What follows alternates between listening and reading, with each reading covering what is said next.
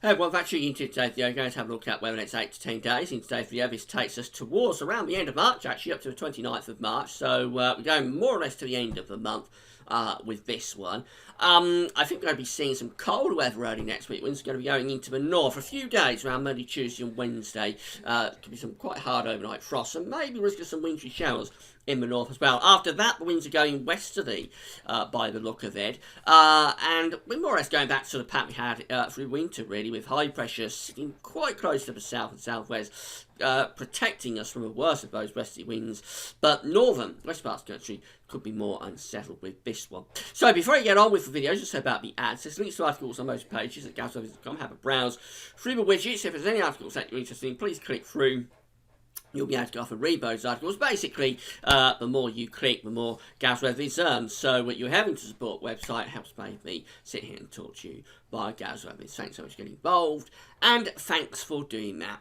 So these are the 500 millibar high dynamic flow charts. Start off with those as we usually do for these videos. These are for the next 8 to 10 days. So I say this takes up to around 29th of March. We've got the ECWF here on the left, and the GFS is over on the right. 500 millibars, 8,000 feet is an area in the atmosphere where high pressure, low pressure are being moved around by the jet stream. And blue is extrapolating to low pressure, orange is extrapolating to high pressure. Now look at this, we've got the trough coming back into the north and the east of the states on both the ECM and the GFS. So it's turning colder for them. Winter will be returning again for northern, eastern parts of America before March is done. So big trough setting up there. Now this means that the jet stream is enhanced across the Atlantic. So these tight lines here running across the Atlantic on both the ECM and the GFS indicating a strong jet stream coming in towards the British Isles, and then it goes up something like that because we've got this ridge sitting just to the southwest of the country. So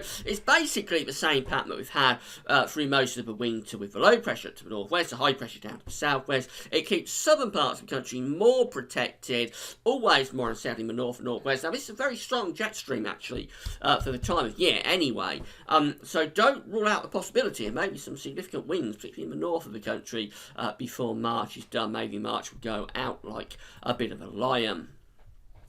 The GFS temperature and precipitation ensemble show that colder spell early next week quite well. The red line here is the 30-year temperature average, and we're going to be around average the rest of the week into the weekend as well. Possibly a little bit above, but not deviating too far. But you do see that we get this quite significant drop in the temperature taking place here next week. For the start of next week anyway, it goes really quite chilly. Now beyond that, we probably see the temperatures picking up, although there's not a scatter there, and I think as the winds are going westerly, we're probably bringing in a bit of a zonal sine wave, if anything, so there may be some warmer sectors and colder sectors coming through, but overall not particularly exciting temperatures through to the start of April. This is April the 1st just here, but precipitation spikes are coming back a little bit next week as well. Lots of dry weather through the rest of this week and the weekend. Next week we do find them coming back, particularly later on, when it perhaps turns a bit wetter towards the very end of the month. But the high pressure is close to the southwest. It's the ensemble for London,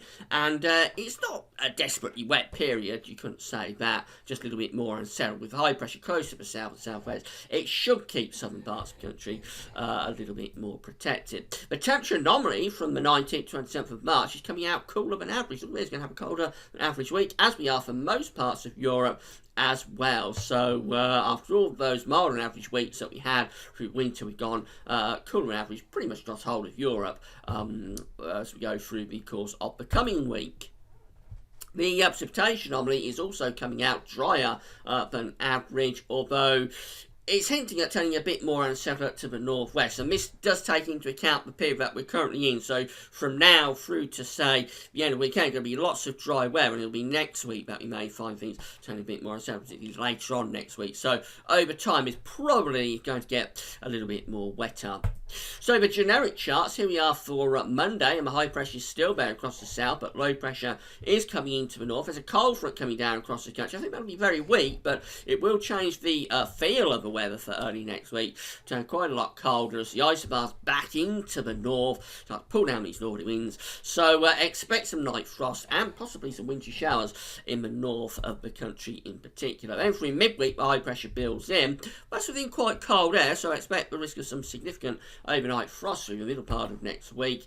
And then it all starts to collapse later next week as these westerlies start to push in with that strengthening jet stream, and we end up going through to Friday the 27th and then on into Sunday the 29th, firmly back into westerly flow, bringing quite deep areas of low pressure into the far north of the country, so risk of some pretty windy weather up there, but generally just turns a little bit more unsettled as that high pressure begins to slip a little bit more towards the Azores. Westerlies definitely coming back though on that sort of scenario. The EWF again shows that cold front coming in across the country, sunny into Monday, bringing a band of cloud and probably light patchy rain, but it will change the feel of the weather. So we go through to Tuesday and the isobars are backing up to the north and northwest, so it will be turning quite a bit colder through the first half of next week, probably northerly coming down across the country on Wednesday. That could be bringing wintry showers to northern east parts of the country, and then the high pressure sort of builds in from the Atlantic, settling it down, but again it's within cold air, so there could be overnight frost. I mean, it's the same idea as the GFS, with the high pressure then collapsing down to south and allowing this more westerly flow to start to break through the second half of next week. We end up on day 10, so the 29th of March, back in a westerly, quite a strong westerly, and bring bands of rain through across the country. High pressure is relatively close to the south, so it does mean that some parts of the country get protected from this, as was the case through most of the winter really, so it's drier down in the south, always more unsettled up in the northwest, but the westerlies are coming back there. So it looks like we're going to get this cold snap coming through the first half of next week. Will be enough to produce wintry showers in the north, probably overnight frost as well. Second half of next week probably sees the winds reverting back to west. Just want to leave you with the CFS city temperature forecast from the website weatherweb.net for the next 6 weeks. Just want to throw this one in because it's showing something quite interesting for the start of May. So this is going through the next 6 weeks in Birmingham. We've got the maximum temperatures here with the red peaks and the minimum temperatures with the blue troughs on this graph. And it does signal quite a chilly April, really. I mean, this is going to April the 21st just here. And overall, temperatures are really quite cool here. So I think generally chilly weather, same through the rest of March, going into April as well. But we get through to the last week of April. Look at this, there's a big push up in the temperatures. So we go through to the 1st of May, and well, we're up to 25 degrees, 77 Fahrenheit on the 1st of May. That's May the 3rd, just there. That's the first time this year, of course. That's very early to be seeing temperatures up to sort of close to the upper 70s, 80 Fahrenheit mark. If I can draw a straight line, you can see that we're more or less there by the time we get through to the start of May. So that would be a bit of an early summer, right at the very end of April and the start of May, if that came up. But overall, actually, the temperatures there on that graph really quite chilly, to be honest. And then we just get through those final few days of March, and we get an incredible push up in the temperature. These things can happen like that, actually, that you can go from really quite chilly weather into significantly warmer weather, particularly in the spring. It is a season that can see those kind of developments. So I just want to throw that one in. If you like warm weather, then maybe we'll get something a little bit hotter at the start of May, but that's a very long way off. It's 6 weeks away. Don't take it too seriously. And talking of the CFS, we'll be having a longer range look ahead tomorrow because it'll be JMA Friday.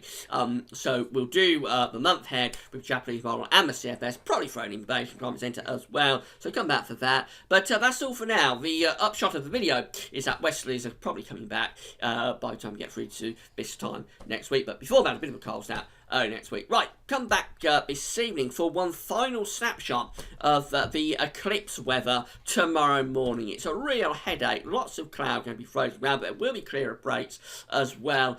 So it's a nightmare for forecasters, as it always seems to be when there's something interesting going on. So come back for that this evening. But that's all for now. Thanks for watching.